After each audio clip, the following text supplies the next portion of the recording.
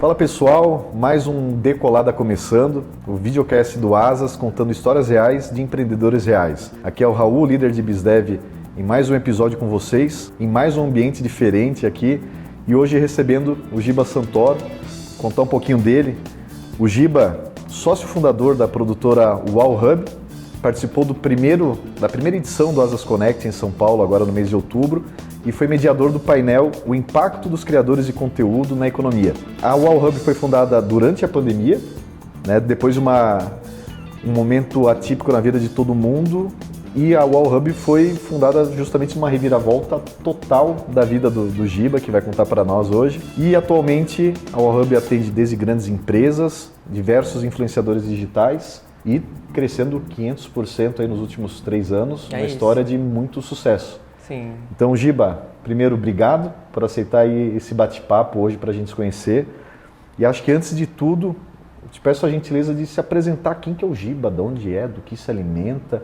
Depois a gente vai conhecendo um pouquinho mais da tua história. Isso é sempre difícil, né? Falar da gente mesmo. A gente vem preparado para falar do negócio, falar das nossas experiências, mas se apresentar é sempre um lugar um pouco complicado, assim, mas eu queria agradecer o convite. O Asas Connect foi muito legal.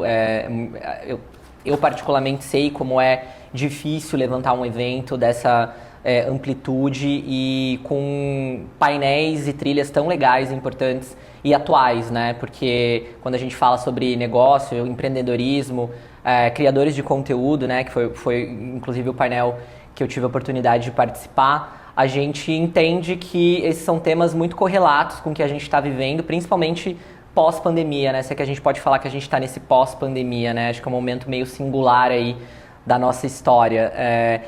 Mas eu sou um advogado de formação, cientista social de formação. Eu sempre fui extremamente acadêmico. Sempre gostei muito de estudar. O empreendedorismo, ele nunca foi algo que estava no meu horizonte, assim, eu nunca pensei em empreender ou em ter meu próprio negócio. Apesar do meu pai ter tido alguns negócios durante a vida também, então era algo presente durante o meu crescimento ali, mas eu sempre quis trabalhar na área do direito, na área acadêmica, então isso sempre foi algo cativo e que para mim era muito fácil de decidir, meio que isso já estava pavimentado. A verdade é que eu queria ser diplomata, então tudo o que eu procurei fazer academicamente, né, desde estudar, seja na graduação ou na pós-graduação, veio justamente para trilhar esse caminho. Então, fui estudar línguas, fui me aperfeiçoar, porque eu tinha esse objetivo de prestar o concurso do Instituto Rio Branco para me tornar um diplomata, e que foi algo que até os meus 23, 24 anos, talvez, estava ainda presente dentro dos meus objetivos. E aí, quando eu fui fazer efetivamente uma pós-graduação na área, que foi em Relações Internacionais e Diplomacia, focado nisso, né, para realmente ter uma certa preparação para isso, que eu comecei a entender um pouco melhor o mundo dos concursos, porque também é algo bem específico de quem faz direito, acaba indo bastante ali para a parte dos concursos, mas eu também nunca tive essa vontade, de prestar vários concursos públicos, assim, era só realmente a diplomacia. Não queria ser aquele concurseiro padrão, tu tinha um caminho porque certo. Tem muita gente que entra no direito para fazer todos os concursos que estiverem disponíveis, ali a galera sai fazendo concurso no Brasil inteiro. Isso também nunca foi uma vontade minha, assim. E quando eu me aproximei da galera que fazia o concurso pro Rio Branco, se preparava para isso, eu vi que não era meu rolê, não era meu mundo, assim, as pessoas são extremamente dedicadas, existe um nível de comprometimento e dedicação que beira realmente assim uma certa alienação assim, dentro daquele mundo, sabe? E aí eu olhei para aquilo e pensei, eu não tenho essa força motriz para me dedicar nesse nível que essa galera está se dedicando há tanto tempo, né? Muita gente fica aí 5, 6, 7 anos nos preparatórios, e daí quando eu fui entrar nisso eu falei assim, não é exatamente o que eu pensava, acho a carreira linda, quero tentar outros caminhos aqui para de repente me inserir nisso. E aí fui pensar em fazer programas voluntários, por exemplo, com a ONU ou inclusive com empresas do setor privado, mas que também tivessem esse viés internacionalista, enfim, tentar entender como que eu poderia me inserir ali por outros caminhos que não necessariamente fosse o Instituto Rio Branco. Mas a ideia do diplomata, da diplomacia, como é que surgiu? Porque é muito específico. É isso, bastante né? específico. Então, o que eu lembro, na verdade, Raul, é que eu estava na 8ª série quando eu entendi o que era ser diplomata, porque eu nunca tive dúvidas que eu queria fazer direito, como eu falei pra você. Então, chegou na 8ª série ali, acho que a gente tinha uma disciplina na escola, alguma coisa assim, que era meio que para entender as profissões, já para começar a designar uma carreira, porque na verdade é um grande absurdo alguém com 17 anos ali no 3º ano ter que decidir o que vai fazer pro resto da sua vida, né?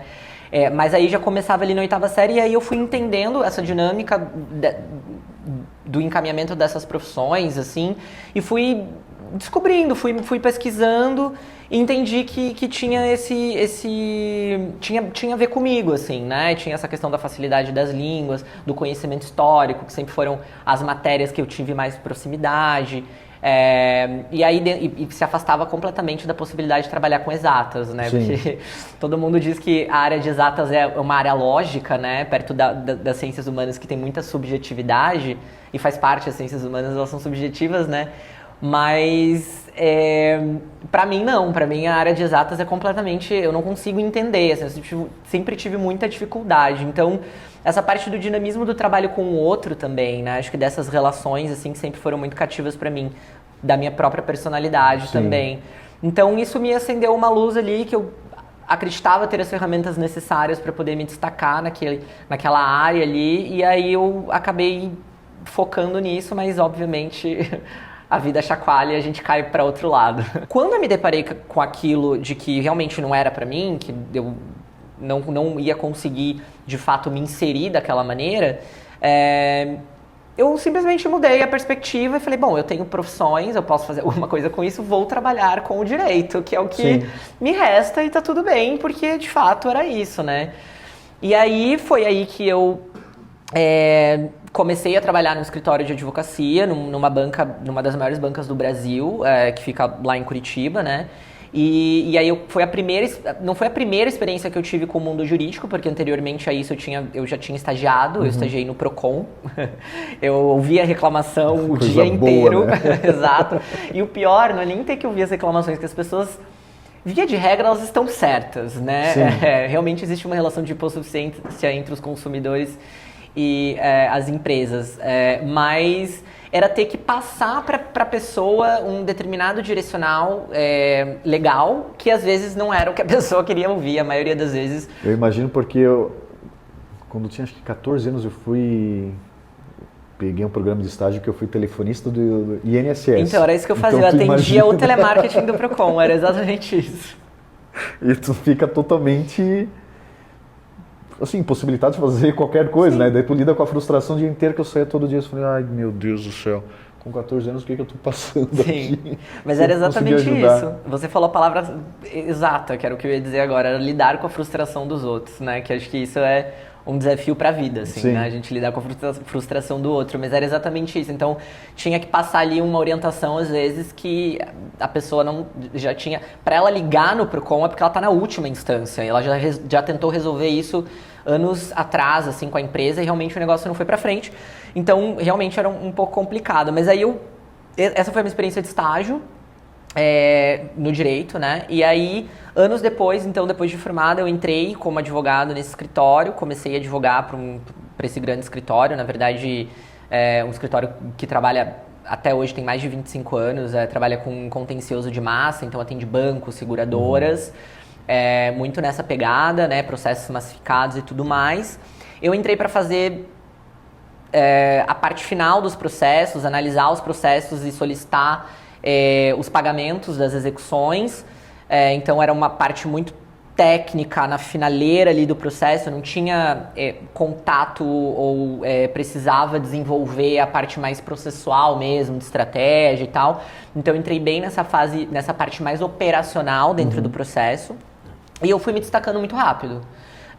Muito rápido, eu me destaquei na área, fui crescendo, fui galgando outras oportunidades dentro do escritório. Também tive A sorte também de ter tido bons chefes durante esse período, que identificaram esse talento e conseguiram me posicionar onde eu deveria estar para poder me desenvolver.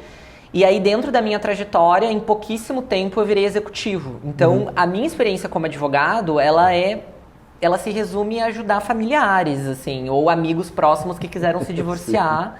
E aí eu fiz o divórcio de graça, entendeu? É aquele, assim, o amigo, tô precisando de alguma ajuda, Isso. Liga pro Giba. Isso, tipo... Tudo pro bono, né? O celular quebrou e a empresa não tá devolvendo, aí fiz uma petiçãozinha lá, distribuímos a ação e é isso. Então eu nunca tive um escritório, eu nunca atendi um cliente, assim, né, no tete a tete atendi os clientes do escritório, as seguradoras, os bancos e tudo mais, mas com esse viés executivo. Então, e aí eu entendi que era isso que eu gostava de fazer, que eu gostava de trabalhar com gestão, que eu gostava de trabalhar com estratégia, que eu gostava de trabalhar com planejamento e que eu tinha um talento muito grande na gestão de pessoas, que é para mim uma das partes mais importantes de um negócio, e que é muito sensível e que a maioria das pessoas não tem tato, né? Às vezes as pessoas são muito boas tecnicamente, mas nesse relacionamento das pessoas, até puxando a parte da frustração, acho que lidar com a emoção do outro é uma parte muito sensível. E aí eu fui me descobrindo um gestor, um executivo, assim, para além do advogado, né? Sim, sim. E é interessante isso, né? Porque tu ser um ótimo executor não quer dizer que tu será um ótimo gestor. Sim. Né? Então eu trabalho no time comercial. Já em outras experiências eu trabalhei com gestores comerciais, com vendedores excelentes e que tiveram já a possibilidade de entrar na gestão de um time e, cara, não conseguia. Isso. Ele conseguia caminhar muito bem sozinho. Quando ele tinha que ajudar a guiar outras pessoas, não tinha um desenvolvimento tão eficiente. Sim. E daí, beleza, tu conheceu nessa tua jornada a tua habilidade, o potencial e gostar de ser um gestor, né, de lidar com pessoas, de gerir pessoas. Tu passou 6 anos nesse escritório. Quase 7 anos, quando eu saí de lá, e eu já tinha chego no máximo que eu poderia chegar. Não existia mais mobilidade para mim ali dentro. Falando sobre hierarquia, organograma, né, dentro do escritório. Passei por várias áreas internas, então acabei liderando diversas pessoas, cheguei a ter 30 pessoas abaixo de mim. E foi uma experiência muito legal porque eu consegui identificar dentro do processo operacional como realmente gerir uma empresa, que foi outra experiência que eu adquiri trabalhando lá, né? Então, fazendo parte da sociedade. Então, eu aprendi muito, né? E como eu falei, tive sorte de ter figuras referenciais e de ter aproveitado isso também, de entender isso, que me preparou, obviamente, para ter uma empresa, né? Então, todo esse trajeto, né, que eu construí lá dentro, ele foi essencial para estar onde eu estou hoje, assim, de todas as pontas. E no final que eu estava lá, eu já estava bastante frustrado, assim, pegando de novo essa palavra, justamente porque as coisas estavam muito mecânicas, o feijão com arroz estava diário e às vezes é bom a gente botar um tempero ali. Não que as coisas estivessem mais fáceis, né? Os problemas eles eram cotidianos, mas eu cheguei num lugar assim de olhar para o horizonte e pensar assim, putz, gente, eu tô estagnado, assim. O que está acontecendo comigo nesse momento que me gerou um certo desânimo, uma queda de performance, né? Hoje eu vejo isso, não que eu não tenha entregado, porque até o minuto final que eu fiquei lá, eu superava todas as minhas metas, então todas as minhas entregas eram realizadas acima do esperado, né? Mas assim, não existia mais um gás, né, para continuar, assim, uma perspectiva. Já estava dando aquela depressão quando começava a música do Fantástico? Aí eu fui para terapia, já que você puxou isso, eu fui para terapia. Porque realmente eu estava sentindo essa necessidade de que algo estava diferente. O domingo virou uma coisa tortuosa, apesar de nunca ter sido, desde que eu entrei na faculdade, porque eu gostava do que eu fazia na segunda-feira, então estava tudo bem o domingo. E aí eu fui entendendo esse lugar, né, do que estava acontecendo, por onde que eu estava passando. Junto na época também eu fiz durante poucos meses, mas comecei também um coaching de carreira específico com uma alta executiva do mercado financeiro. Não era focado no mercado financeiro, mas era para o desenvolvimento de executivos mesmo. Fui culminando a terapia, o desenvolvimento, e daí eu entendi, explorando as áreas, né? Porque no coaching de carreira ali foi legal, porque ela trouxe uma visão externa para mim que era, vamos explorar as áreas que são possíveis. Você não precisa ficar num escritório grande desse a vida inteira, né? Vamos ver o que você pode fazer para além disso. Só que ainda assim eu estava preso dentro do meu cercadinho, né? Dentro das minhas possibilidades, que era aquilo que eu tinha estudado, aquilo que eu tinha experiência, aquilo que eu tinha me formado. Nada fora disso, ou seja, nada para a área da comunicação, que é o que eu faço hoje, né? Que o Allhub faz, né? A gente presta serviço nesse mercado e eu nunca imaginei isso, de olhar para fora, não entendia o que era isso. Mas mesmo quando tu estava no escritório, nos teus momentos livres, tu tinha alguma forma de, sei lá, tu flertava com a comunicação, com algo nesse formato ou... Então, o Allhub nasceu de um podcast. Que daí entra o começo da empresa e também o relacionamento com hoje os meus sócios, né? Eu sempre fui um ávido consumidor de cultura pop, assim. Eu amo cultura pop. Reality show, influenciadores digitais, música, filme, série. E então isso sempre ficou muito... num lugar de hobby, assim, sempre foi a minha válvula de escape há muitos anos, então eu consumo isso até hoje, assim, eu amo, tipo, reality show é algo que eu adoro, eu vejo o formato, eu quero experimentar, eu quero assistir, eu quero ver qual que é. E meus amigos sempre sinalizaram isso, assim, que eu tinha esse conhecimento todo guardado num HD, assim, que não tinha nada a ver com o que eu fazia no meu cotidiano, Sim. Mas tinha essas informações, sabe, sobre celebridades. Então, assim, sempre foi algo muito característico meu, assim, que as pessoas sempre identificaram. E no final de 2019, a minha sócia, uma das minhas sócias, tem 2 sócios, o Bruno, né, que é o nosso diretor de planejamento e criação, uma pessoa super criativa, dinâmica, enfim, e a Ana, que é a nossa diretora de audiovisual e qualidade, que ela fica à frente da produtora, do Allmove, né, que está dentro do nosso ecossistema, e nós somos amigos há muitos anos, né, eu fui padrinho de casamento dela, nós somos amigos há mais de 15 anos e tudo mais, e ela é publicitária, o Bruno também, e eles trabalhavam juntos numa agência na época, em 2019. Então, que foi bem antes da pandemia ali. E já nesse período aí que eu tava já desolado com as minhas atividades cotidianas, pretéritas, né?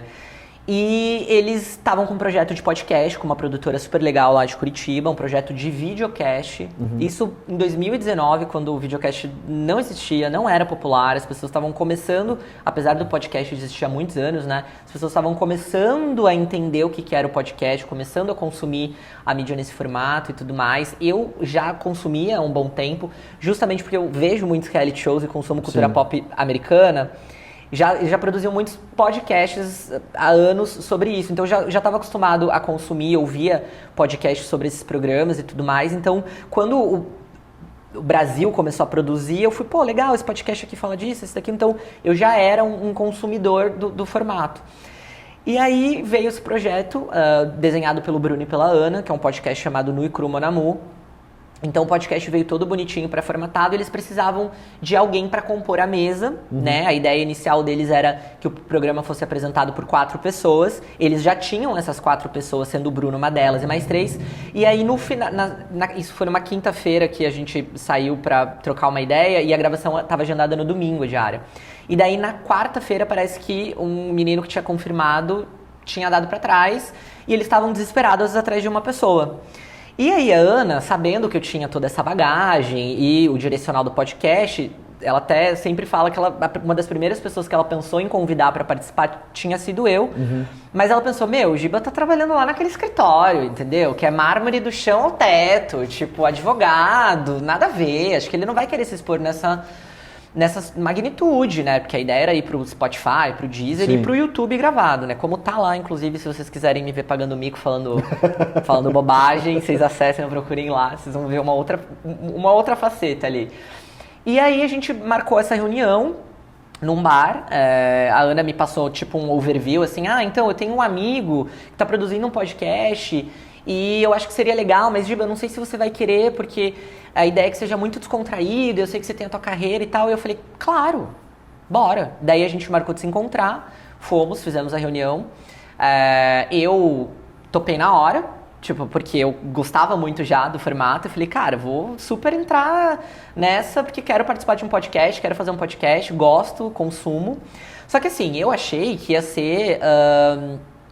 eu ia na casa do Bruno, ele ia ligar ali no computador dele o microfone, a gente ia gravar na sala da casa dele, depois ele ia editar.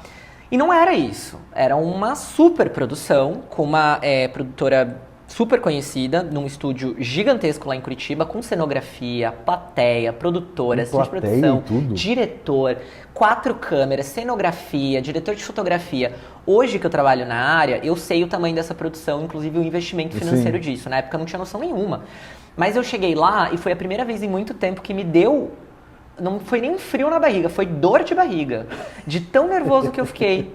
Porque eu entendi a magnitude do negócio, né? O tamanho do projeto e da proposta. E realmente fiquei nervoso. E sentei na mesa e foi tão legal que eu falei, cara, eu quero fazer isso pro resto da minha vida. Eu quero trabalhar com isso pro resto da minha vida. E aquilo ficou na minha cabeça. A gente gravou... iríamos gravar, na verdade, uma temporada de 10 episódios, mas aí veio a pandemia, a gente gravou 4 episódios no estúdio e depois a gente fez o que seria uma segunda temporada remota, já isolados por conta da pandemia. Mas aí eu fiquei concatenando ali o que eu poderia fazer para trabalhar com aquilo. E nessa mesma época, a Ana e o Bruno também olharam para o mercado, já estavam entendendo que a dinâmica tinha mudado e que cada vez mais as marcas precisavam se posicionar nas redes sociais com projetos de conteúdo, né? Pra gente poder trabalhar marca, pra gente poder trabalhar conversão, que seja. As marcas estavam também patinando em como trabalhar com os influenciadores digitais, patinam até hoje, né? Esse mercado ele tá em construção, inclusive foi algo que a gente debateu lá no painel do Asas Connect, justamente porque tem um dinamismo muito grande, porque é uma coisa muito recente. Sim. Só que a gente já estava aqui, ó, lá atrás a gente já tinha identificado esse nicho. E aí a gente começou um turbilhão de uma efervescência de ideias, de possibilidades, de como que a gente poderia trazer isso para o mercado, justamente olhando para uma oportunidade que naquele momento ali não tinha muita gente olhando, se é que tinha gente olhando, né? Sim.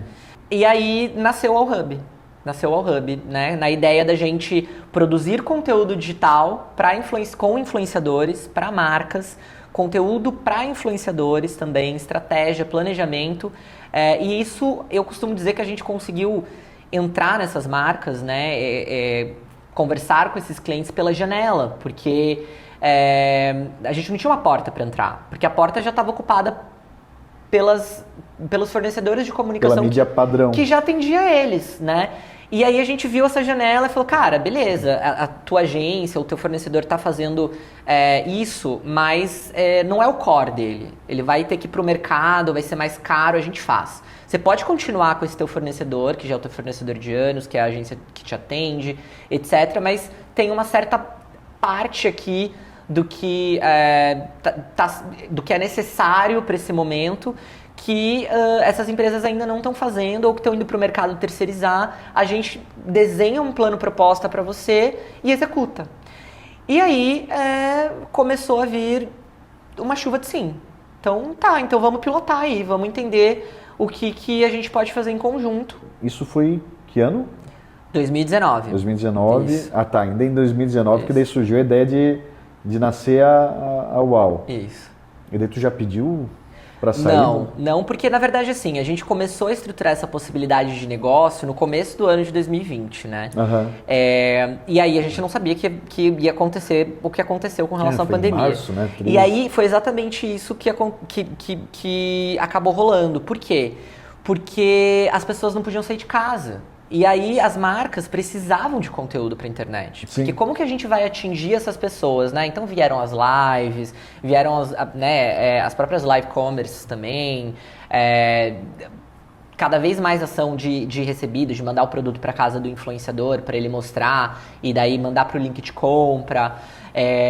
As marcas também apresentaram outros tipos de dificuldade, por exemplo, marcas que têm franqueados, né? Então você tem o e-commerce e tem os franqueados. Os franqueados estavam fechados, estavam parados. Então a solução dessas marcas, dessas empresas foi levar para o WhatsApp da franquia. Mas como que você vai levar o consumidor pro WhatsApp da franquia. Sim. Então algumas marcas a gente desenhou uma estratégia regional com influenciadores regionais para poder levar. Então a pandemia acelerou esse processo. E durante esse processo, durante um certo tempo, na verdade, eu conciliei os dois trabalhos ao mesmo tempo ali. A empresa, né, e assim, só deu também, né, funcionou durante um certo tempo, porque também chega uma hora que não tem mais como, né, você precisa priorizar realmente a sua empresa, no caso, senão o negócio não anda pra frente, porque estávamos isolados, né, porque as pessoas estavam fazendo reuniões remotas, porque estava todo mundo trabalhando remoto, então eu conseguia administrar o tempo de uma forma muito mais suave, assim. E aí isso durou por cerca de 6, 7 meses, até que mais pro final do ano eu tomei a decisão de sair, comuniquei que eu estava me tirando da sociedade e foi isso. Mas e como é que foi porque uma coisa, tu foi sócio, teve a experiência de ser dono também do escritório que tu trabalhava, mas agora tu está tendo a experiência de empreender, sei lá, constituir do zero um CNPJ Isso. com os outros 2 sócios, um mundo totalmente novo. Não te deu mais dor de barriga, assim como no podcast? Cara, foi tudo tão suave e no início a gente tava foi assim, eu não sou a pessoa mais mística do mundo, mas eu adoro um horoscopinho ali no TikTok, então assim... Sempre faz sentido, né? Eu sou desses que assim, não entende, mas entende, assim, pergunta de signo, sei alguma coisa, assim, e nós 3 estávamos numa convergência energética tão incrível, apesar dos pesares, né? Porque até é uma dicotomia, assim. A gente estava vivendo um período avassalador, triste e para mim, história pessoal foi até hoje é o período mais importante da minha história, né? Porque o que aconteceu realmente com a gente em 3 anos é muito peculiar, né? Sim. As empresas não duram um ano, né? E a gente ter atingido o nível de faturamento que a gente atingiu no primeiro ano, né? E conseguindo aumentar isso nos anos seguintes, né? E ao mesmo tempo em que a gente estamos estruturando uma empresa, né? Porque nossa empresa é muito, muito jovem ainda. Então, desenvolvendo cultura, recepcionando o time, né? Crescendo também as estruturas essenciais de uma empresa, tipo profissionalizar a gestão contábil, profissionalizar a gestão financeira, profissionalizar a gestão de RH. Eu sempre uso essa analogia, assim, que a gente começou a navegar com uma tábua de madeira e a gente foi construindo um transatlântico.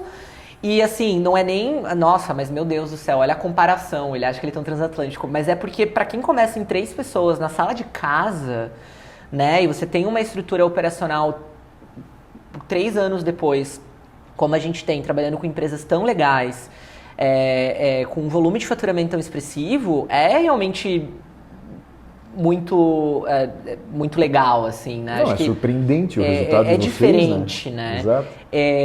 Então, o começo não deu medo, não deu receio, eu tinha certeza absoluta do que eu estava fazendo, acho que conversei muito conversadinho com meu marido, ele entendeu a situação, eu falei, é isso, vou precisar que você dê um apoio aí durante um certo tempo, por uma questão financeira, obviamente, né? Porque a gente não tinha como se pagar no começo, Sim. né? Então...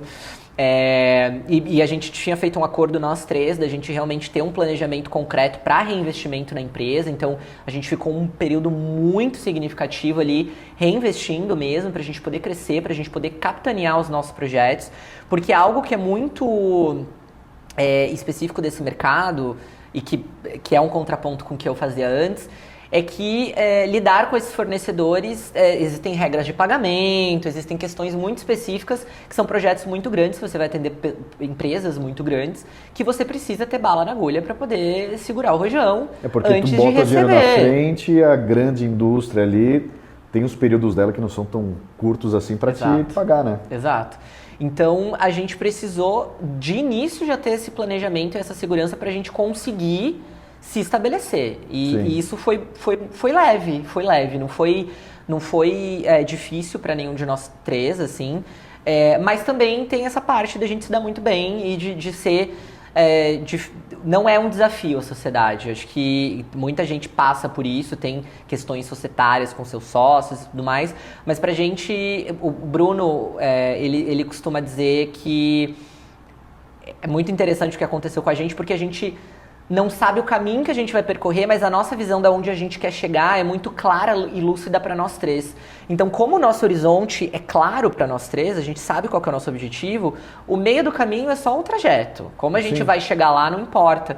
Então, tende a ser mais fácil, né? E qual que é a divisão de vocês? Né? Tu trouxe o papel do Bruno, o papel da Ana, e a tua função hoje ali... Ou desde o começo, não sei se teve uma mudança nesse meio do caminho? Teve algumas mudanças, e essas mudanças vieram justamente do meu entendimento e do meu amadurecimento com relação à empresa e com relação ao mercado também. Porque eu não sabia nada do mercado. Eu não sabia a estrutura de uma agência de publicidade. Sim. Certo? E eu fui aprendendo... construindo o barco, né? Então, os meus referenciais são todos os referenciais que a Ana e o Bruno sempre trouxeram para mim. Obviamente que eu fui me capacitar, fui fazer cursos na área. Aproveitei também a questão da pandemia ali, que tinham vários cursos sendo liberados, né? FAAP, SPM, então fui vendo, isso aqui tem a ver com gestão e comunicação, então acho que vamos fazer uma introdução por aqui que tem mais a ver com o que eu faço.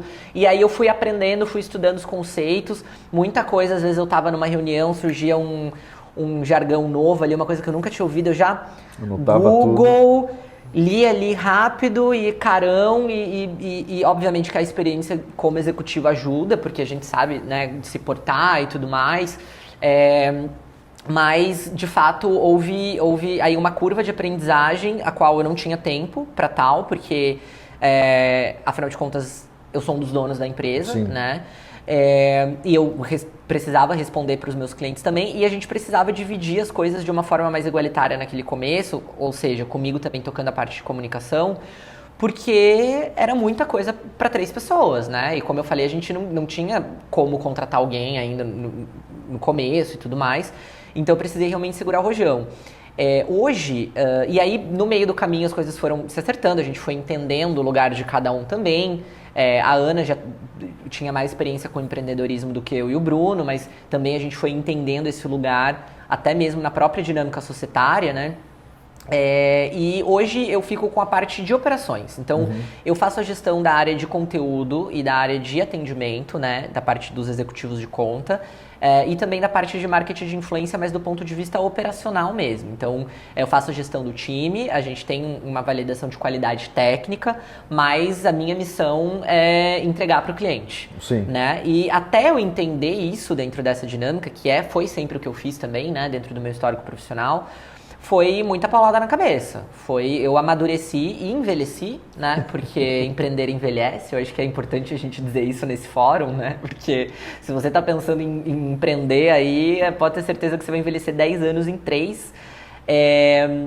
Mas foi porque é muita paulada na cabeça. Ainda mais porque eu não estava empreendendo em alguma coisa que eu já tivesse um super background, assim. Eu estava empreendendo e aprendendo ao mesmo tempo, né? E aprendendo. Mas a dinâmica que eu citei, né, de ter sido inserido nesse contexto executivo, né, no escritório de advocacia, foi essencial porque essa parte da estrutura de negócio, né, de planejamento, de fluxo, de processo, tudo isso estava muito tranquilo para a gente estabelecer, assim. Mas, obviamente, que o core do que a gente estava fazendo ali foi um grande desafio. Então, foi um processo pessoal bastante latente, assim. Sim. Tanto que eu falei que naquele período que eu estava frustrado com o que eu estava fazendo, eu comecei a fazer terapia, fiz terapia ali durante 2 anos e meio, parei a terapia e aí retornei depois de quase 1 ano de empresa, porque realmente precisava e foi o que realmente conseguiu me dar um respiro e um gás para eu colocar a cabeça no lugar e conseguir controlar melhor a situação, o momento que eu estava passando ali, assim. Mas, sem dúvida nenhuma, o maior desafio para mim foi essa questão pessoal mesmo, assim. Não tanto com relação ao negócio, mas com relação ao meu lugar dentro desse negócio. Sim, sim. É tudo muito novo, né? Acho que como tu disse, né, botar as ideias num lugar ali para se achar dentro desse mundo novo, da empresa nova, todo momento pessoal / profissional teu que tu estava construindo isso, mas o momento mundo, cara, tava um turbilhão, tu tava no meio do como é que o pessoal brinca, um siri na lata, né? Todo trancado, chacoalhando, às vezes bate o pino, o pessoal pode endoidar. E eu concordo, eu faço terapia há muitos anos também, para mim é a melhor coisa que tem. E da pessoa te fazer as perguntas certas para ti mesmo achar a resposta e opa, agora tô indo para o caminho ideal. E Giba, hoje a UAU, a intenção seria fazer a ponte, né, de grandes marcas com influenciadores para fazer essa divulgação. Vocês já estavam dentro desse mundo de influenciadores? Ou como é que... Porque daí, beleza, tu tá nesse meio campo aqui, tu tem que achar tanto o influenciador para ofertar o trabalho dele também, como as marcas que queiram esse serviço. Como que foi esse começo de achar as duas pontas? Porque literalmente tu tem que correr para os dois lados, né? Não é só para um cliente, você tem que ter toda essa cartela, de repente, de influenciadores para ofertar e achar o influenciador ideal para aquela marca ideal para dar aquele match perfeito, né? Sim. Hoje o mercado já está muito mais estruturado, né?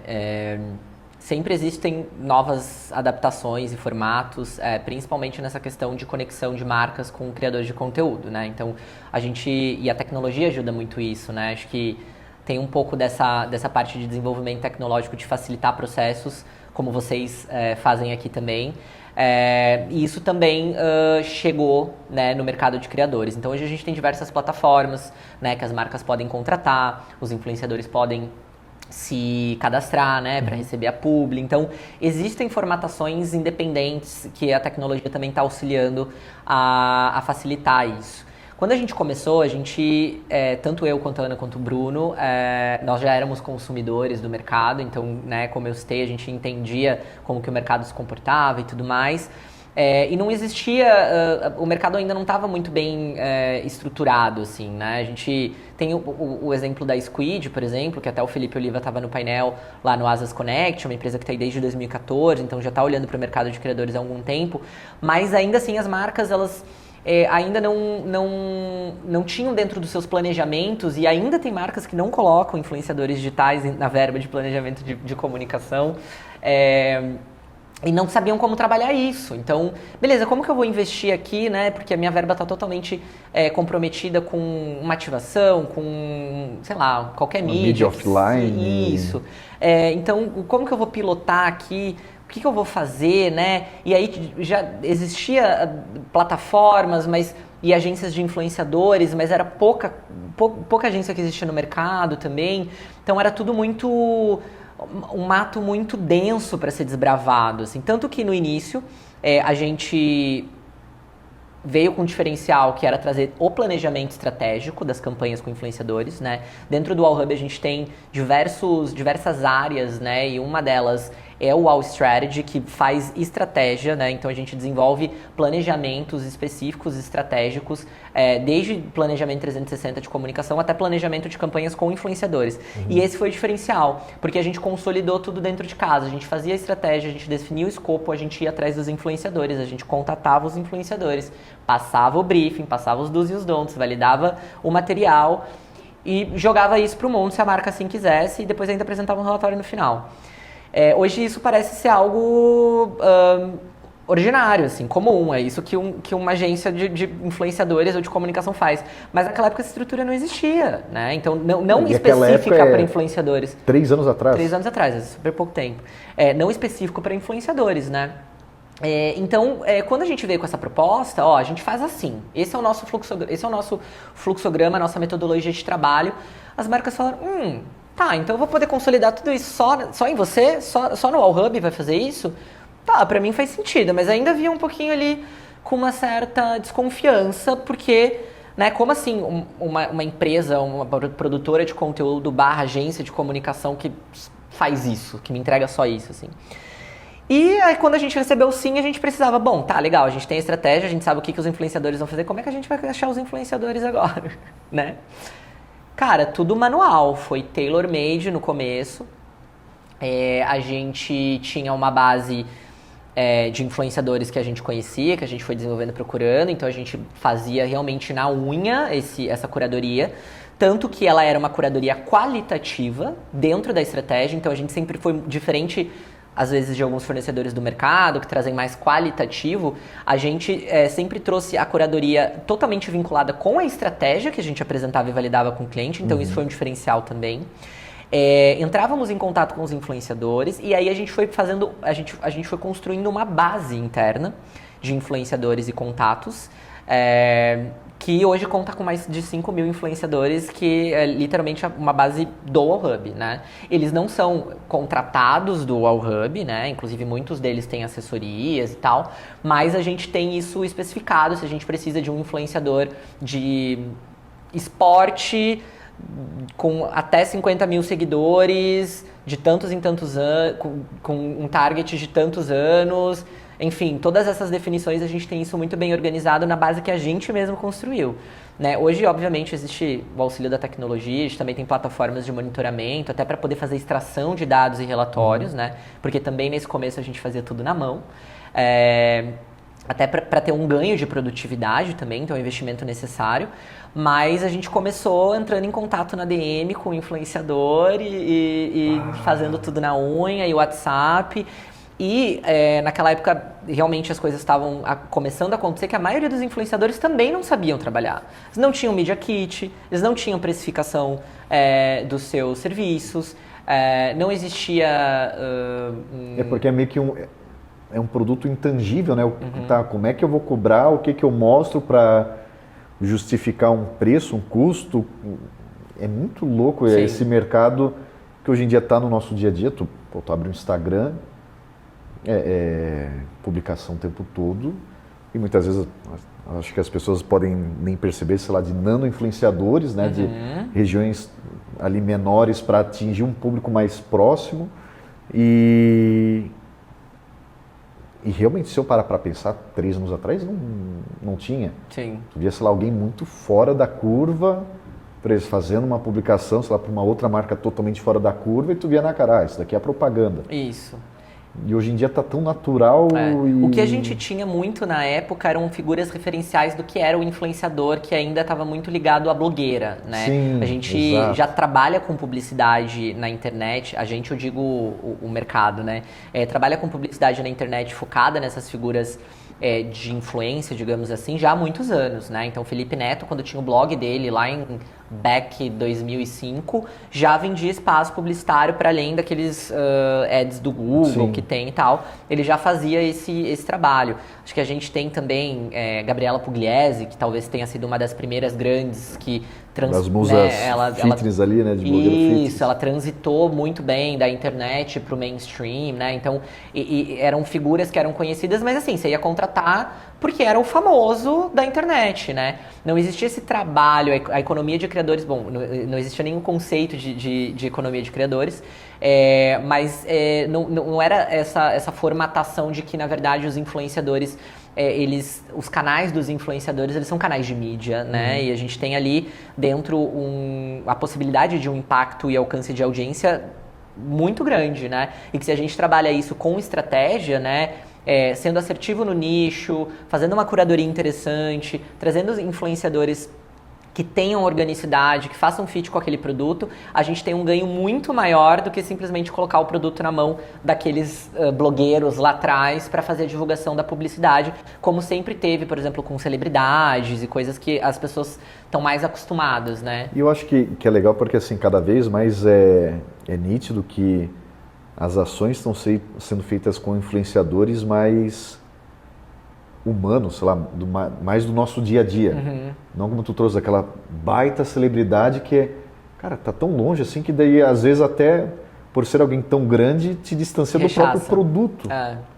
Né? E fora outras coisas que agora eu não vou lembrar, mas a mente me vem assim algumas associações, sei lá, que as marcas erravam, que, sei lá, marca X de desodorante, botou uma pessoa totalmente aleatória que não tem nada a ver com o mercado, com o público, só porque era um nome muito grande.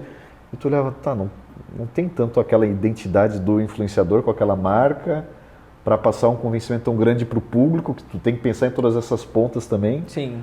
E parando de novo para refletir, é muito louco em 3 anos o que esse movimento que veio por causa da pandemia, toda essa mudança muito rápida que aconteceu e que hoje está tão natural para a gente. E como é que foi, acho que tu não vai poder falar o nome, mas como é que foi a sensação do primeiro cliente de fechar esse triângulo em, sei lá, cliente, Wallhub, influenciador? Eu não acho assim, expressivo a sensação de fechar o primeiro cliente, tá? Porque as coisas aconteceram super rápido. Eu lembro de ter ficado, obviamente, muito feliz, né? De ver que o negócio estava dando certo, que a gente já conseguiu fechar um contrato, né? O primeiro contrato. Mas eu lembro muito quando o primeiro influenciador postou. A gente fez uma campanha de recebidos para uma marca alimentícia, aqui de Santa Catarina, inclusive. E a gente fez uma ação de verão com eles, um piloto de uma ação de verão. A marca nunca tinha feito ação com influenciadores antes. E a gente mandou um determinado lançamento lá de iogurte deles. E foi regional para Paraná, Santa Catarina e Rio Grande do Sul. Então foi um super desafio logo de início. A gente trabalhou com mais de 300 influenciadores digitais. Tudo assim da maneira como eu disse, então bastante tailor-made ainda no início. E aí, enfim, né, todos os nossos processos ainda no começo eram tailor-made, a ponto da gente, né, fazer a distribuição dos kits, então, porque a gente ainda não tinha uma logística estabelecida e a gente tinha uma questão de custo, então era realmente eu, a Anne e o Bruno, a gente tem fotos dessa época, inclusive, da gente montando os kits, indo no mercado municipal comprar as caixas, vindo para Santa Catarina trazer os kits dos influenciadores daqui. Então, assim, a gente fez todos os processos, passamos por tudo isso, que é muito importante também, porque isso traz maturidade até pra gente poder liderar, né, e delegar, mas a gente, enfim, fazendo contato com os influenciadores aceitando, organizando tudo, fazendo a parte operacional de back-office, e aí foi pro mundo, né, e aí eu ficava assim, esses caras não vão postar e a gente precisa entregar pro cliente, porque... Né, o trabalho foi feito, beleza, mas eu nunca mais vou fazer, porque o cara não vai postar. Qual que é a segurança que eu tenho, né, porque... Não foi uma ação de publicidade, a gente não pagou cachê nessa ação, né? A gente fez uma ação de recebidos, em que a gente ficou com a parte operacional, de contato. Então, tinha muito essa questão do relacionamento com esse cliente também, né? Com esse contratante inicial, que depois ficou com a gente um pouco mais de 2 anos na casa. A gente produziu outros tipos de conteúdo e outras ações com influenciadores também, porque deu certo. Então, esse foi o meu temor inicial, assim, o que a gente precisa entregar é que a Juju blogueira, ela poste no Instagram dela. E aí, quando deu a primeira postagem, assim, eu falei, meu Deus. E aí veio, uma atrás da outra. E o pessoal postando, e criando conteúdo, e fazendo conteúdo super legal, e incluindo no dia a dia. E eu só pensava no relatório, que o executivo só pensa no relatório que vai prestar depois as contas pro cliente. Eu falei, nossa, o relatório vai ficar incrível. E deu super certo. Então, foi isso. Assim, a primeira vez, eu tirando prints e mandando pra Ana e pro Bruno, gente, deu certo, cara, a menina postou. E aí começaram a postar, e foi incrível. E perrengues? Porque tu mexe num mundo que eu acho que tem muito ego envolvido. Né? Porque mexe com mídia e pega, eu imagino que possa ter muitos influenciadores que vão sofrer algum tipo de ego inflado realmente. Agora eu tô me sentindo mais do que deveria e deve ter perrengue, alguma coisa nesse sentido. Perrengue sempre tem, né, Raul? Acho que lidar no cotidiano é passar perrengue e conseguir superá-los, assim. Inclusive, agora, no momento que a gente está gravando o podcast, a gente está no final do ano e tem uma certa sazonalidade que é o Natal e que ele é muito legal, mas ele deixa a gente ensandecido. Então, os perrengues, eles são cotidianos, né? Mas, obviamente, tem certas coisas que superam e que passam, né? Esse ano a gente tem dentro dos nossos serviços também a gestão e planejamento estratégico de conteúdo para influenciadores digitais. A gente tem alguns influenciadores no nosso casting e a gente também trabalha com influenciadores e participantes de reality shows. Que são os famosos admins que estão aí pela internet, mas a gente profissionalizou o segmento. Então, nós hoje somos a única empresa no mercado que atua realmente com uma estrutura de empresa, com fluxo, com processo, com times e tal. Existem, obviamente, admins que têm empresas também, que trabalham em conjunto, tocando isso para frente, mas a gente realmente tem uma empresa de uma produtora de conteúdo que olha para isso, porque a gente olha para o pós também, esses participantes que a gente trabalha durante o período dos reality shows, normalmente a gente faz o pós-show também, e aí a gente acaba trabalhando com as publicidades. Mais um influenciador para a tua carteira. Exatamente, então a gente olha isso como uma oportunidade futura, né? E o Big Brother, esse ano, foi um tanto quanto polêmico, porque nós estávamos fazendo a gestão e o planejamento estratégico de um participante específico, que se envolveu numa polêmica específica, e a gente viveu ali um período de cancelamento, né? Então, o que eu posso dizer é que foi um perrengue, porque a gente teve que administrar essa crise, então existe toda uma movimentação de gestão de crise muito grande, principalmente quando a pessoa está lá presa no programa mais assistido da TV brasileira, né? E com uma projeção gigantesca, e que a gente precisa segurar o babado justamente porque a gente tem uma estratégia de negócio que vai para além daquilo, né? Que é para esse futuro de trabalho que significa daí para a gente realmente o nosso objetivo fundamental com essa gestão específica de reality show, assim. Então esse foi um perrengue bastante grande administrar isso aí sob o olhar aí de 40 milhões de pessoas, né? Que é a audiência do programa. Então foi bastante desafiador. É bem peculiar isso, né? Que coisa louca. E Sim. Ele lá dentro não fazendo ideia de nada e vocês correndo para apagar todo o incêndio e fazendo gestão de crise. Agora vem até um ponto. Como é que começou olhar esse mercado realmente de ser responsável pela ADM das redes sociais de uma pessoa dentro de um reality show? Como é que foi o primeiro? Alguém te procurou ou deu um estalo, cara, tem mais um nicho para eu criar novos influenciadores para eu trabalhar depois? Eu acho que isso é uma característica muito legal do All Hub, né? Como a gente se posiciona como um hub, a gente não se limita aos serviços e aos nichos que a gente tem hoje dentro do nosso portfólio, assim.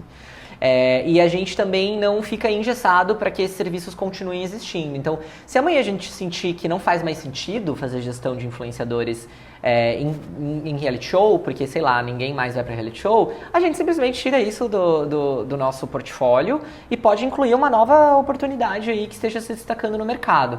Então, a gente tem essa mobilidade. Especificamente com a gestão de reality show, o nosso contato com influenciadores, né, com perfis grandes da internet, facilitou essa nossa entrada. Em 2022 ou 2021, não lembro, a gente recebeu o contato de um influenciador que é parceiro nosso, que trabalha já nessa frente de conteúdo para as redes sociais para influenciadores também, que é lá do Rio de Janeiro. Nos acessando para que a gente pudesse entrar numa parceria com ele para fazer a administração do perfil do DG, do Douglas, que participou do Big Brother, que o Arthur Aguiar ganhou, acho que foi o 22. Justamente porque ele já tinha proximidade com a família do DG, e a família fica totalmente desamparada nesse momento, porque acha que vai dar conta do recado, e aí percebe que é um turbilhão de informação, de necessidade que precisa para manter o participante ali vivo nas redes sociais, porque isso é muito importante para a dinâmica de jogo. E a gente falou, cara, beleza, o que a gente precisa fazer? Estratégia de conteúdo, a gente tem redator, a gente tem estrategista, a gente tem planner, a gente tem designer, faz sentido, já é algo que a gente faz aqui dentro mesmo, planejamento de conteúdo para influenciadores digitais, e aí a gente topou na parceria, justamente para a gente poder se inserir no mercado, porque a gente viu essa possibilidade daí de trabalhar no pós.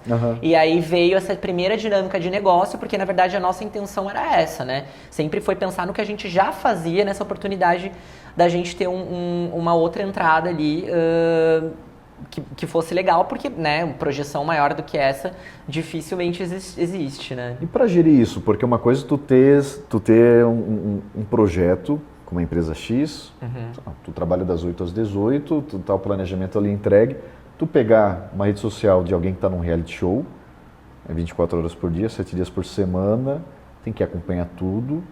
Como é que tu lida, e dependendo do perfil do participante também, ou tu vai ter que apagar incêndio ou estimular para ele aparecer mais, e tu tem que estar ligado em cada detalhe são 24 horas, né? Pay-per-view ligado, 3 televisões, acompanhando tudo. Lá no escritório depende do reality, né? Porque a gente também trabalha com a Fazenda, enfim.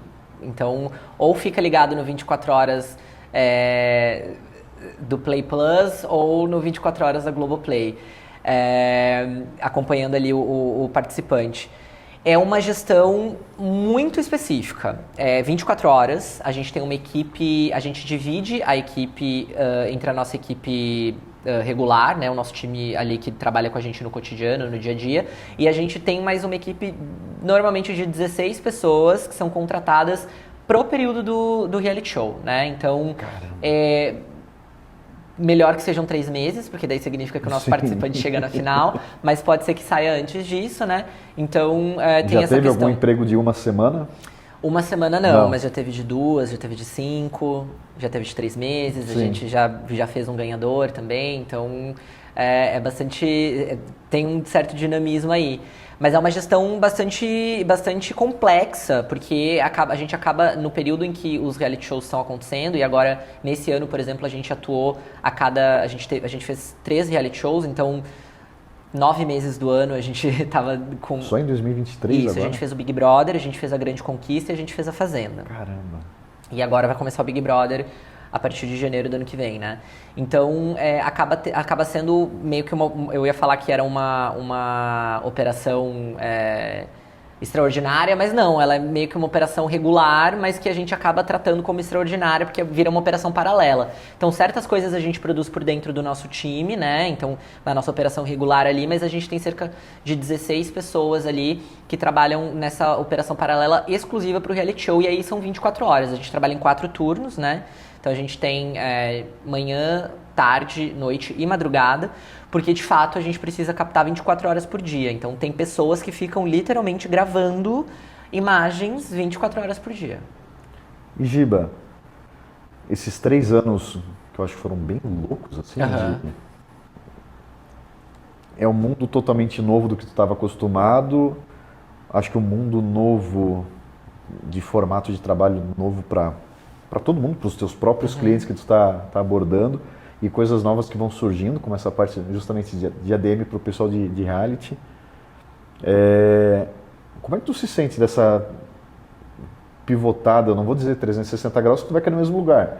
180 graus, Sim. que tu saiu do mundo corporativo tradicional, imagino de segunda a sexta, de repente de terno e gravata, no escritório tradicional, agora tá de calça de sarja, camiseta verde, numa quinta-feira gravando um videocast num tema totalmente diferente. Como é que tu se sente hoje com toda essa mudança, assim? Tu conquistou o que tu pensava, sendo que era um cara que na 8ª série queria ser diplomata e hoje em dia está nesse mundo. Como é que tu lida com tudo isso? Olha, eu acho que o maior reflexo de mudança eu não precisava usar o terno e gravata, né? Mas era a formalidade com qual eu me comunicava, principalmente em e-mail, assim. Então eu saí do Prezados pro Oi pessoal, tudo bem? Então isso foi muito característico, porque tanto a Ana quanto o Bruno falavam assim, Giba, não precisa. E eu falava, mas como assim? Tô me comunicando com o analista XPTO da empresa XYZ, tipo, né? Oi Prezados. Eu não imaginaria, não imagino, eu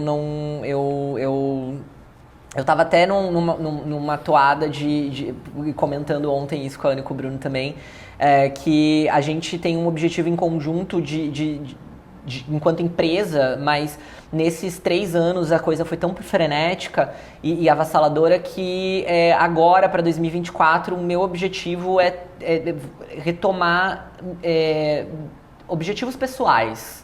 Tipo, aonde eu, estando aqui hoje, quero chegar, né? Porque eu tenho essa visão para a empresa, né? E obviamente que o sucesso da empresa, ele consequentemente é o meu sucesso também, por conta, né, do trabalho que a gente desenvolve. Mas eu não imaginava, assim, eu nunca tive uma visão clara da onde a gente chegaria, para onde a gente vai. e o que é o futuro, assim. A gente está vivendo um ano após o outro, né? A gente, do ponto de vista empresarial, a gente define as nossas metas, né? Para onde a gente vai, inclusive mês que vem a gente vai fazer o nosso planejamento estratégico do próximo ano, para também entender um pouco isso. Mas eu acredito que nunca estive tão próximo de fazer realmente alguma coisa que tenha mais sentido para aquilo que é o meu talento nato mesmo, que é me comunicar, que é trabalhar com a criatividade, que é identificar novos formatos dentro da cultura pop e das redes sociais e transpor isso de uma forma executiva, prestando serviço para grandes marcas e trazendo ideias.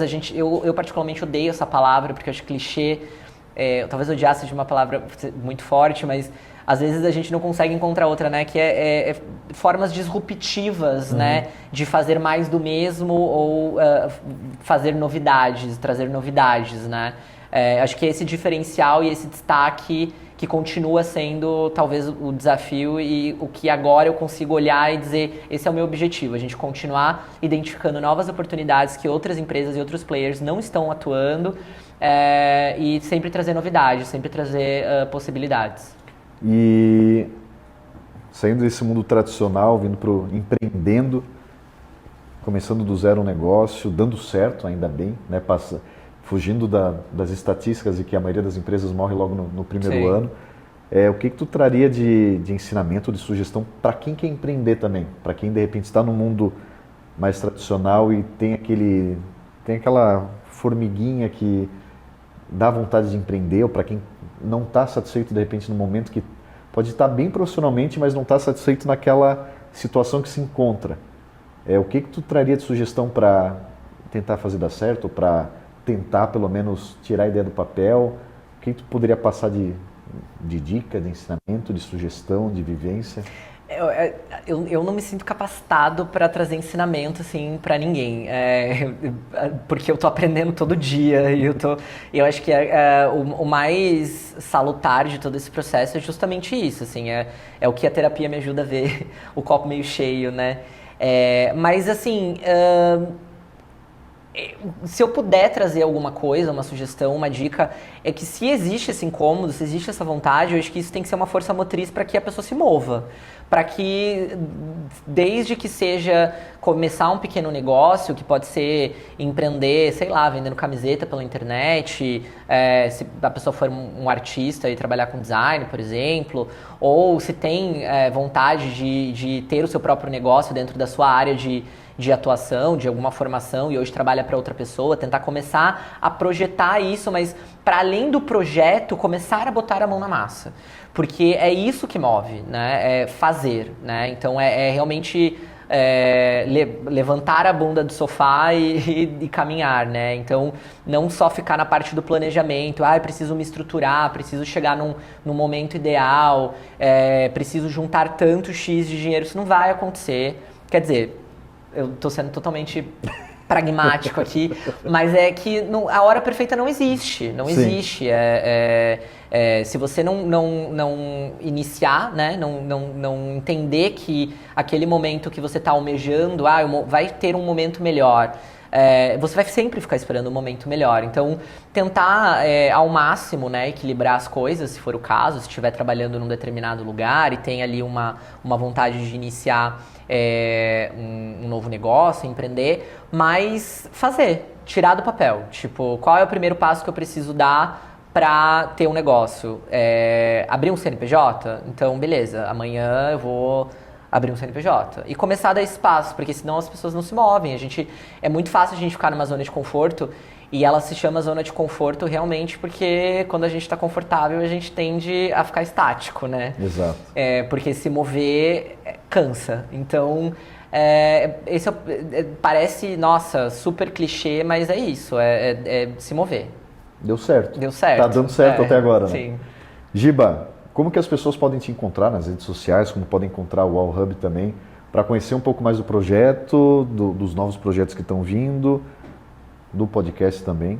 Divulga ele para o pessoal ver o outro lado do Giba. Eu vou deixar vocês encontrarem isso aí por vocês mesmo, tá? Mas não tá difícil não, é fácil de encontrar. Bom, o Allhub a gente tá em todas as redes sociais, né? E também no nosso site, o allhub.com. O meu Instagram pessoal é o @gibasantoro, então também fiquem à vontade para me adicionar lá. Eu, apesar de trabalhar nesse mercado, não produzo muito conteúdo, porque é sempre assim, a casa de ferreiro espeta de pau. Mas, enfim, tá tranquilo, também quiserem me abordar. Tô no LinkedIn também, né, que tem uma veia mais comercial ali, Sim. né, de negócios, então também o trânsito fica fácil. E o Allhub em todas as redes sociais, como eu disse, @Allhub. Os nossos projetos estão lá, no nosso site a gente tem um pouco do nosso portfólio também, cases que a gente já fez, influenciadores e marcas que a gente já trabalhou. Então tem bastante coisa legal também, a gente adora uma oportunidade, a gente adora coisas diferentes, projetos que normalmente não vêm pré-formatados pelas marcas e que a gente pode trazer essa solução para eles. Então acho que esse formato funciona muito bem pra gente. E novos participantes do BBB, da Fazenda, da Grande Conquista, agora já sabem Por favor. quem procurar. Exatamente. Giba, Raul, muito obrigado. Tá? obrigado. Obrigado por aceitar o convite, por Claro. contar um pouco dessa trajetória sensacional. E para quem está nos acompanhando, obrigado por acompanhar até aqui. Curta esse vídeo, comente, compartilhe também com outros empreendedores ou com pessoas que precisam sair da inércia e dar o primeiro passo. E traga também sugestões de novos convidados para a gente conhecer histórias reais de empreendedores reais aqui conosco em mais um episódio. Obrigado. Tchau, tchau.